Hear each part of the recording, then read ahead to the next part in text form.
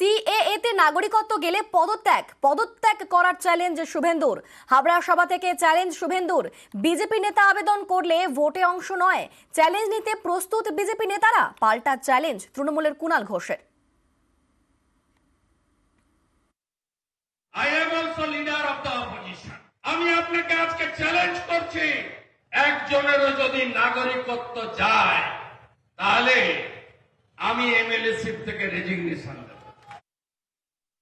শুভেন্দু তাহলে এই চ্যালেঞ্জটা নিক যে বিজেপির কোনো নেতা যদি সিএ এর ফর্ম ফিল আপ করেন তাহলে তাকে যখন প্রথমেই জানাতে হচ্ছে যে আমি ভারতবর্ষের নাগরিক নই, তাহলে তারা কেউ MP, MLA, councillor, panchayat member, পুরসভার প্রতিনিধি, তারা কোনো জনপ্রতিনিধিত্বে নির্বাচিত হতে পারবেন না, ভোটে দাঁড়াতে পারবেন না, ইস্তফা দিতে হবে।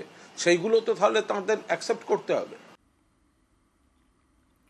সিএএ আবেদন করবেন তিনিও, কয়েকদিন আগেই জানিয়েছিলেন শান্তনু ঠাকুর। অবভিয়াসলি আমি করব, আমার যদিও না করলেও কিছু হবে না।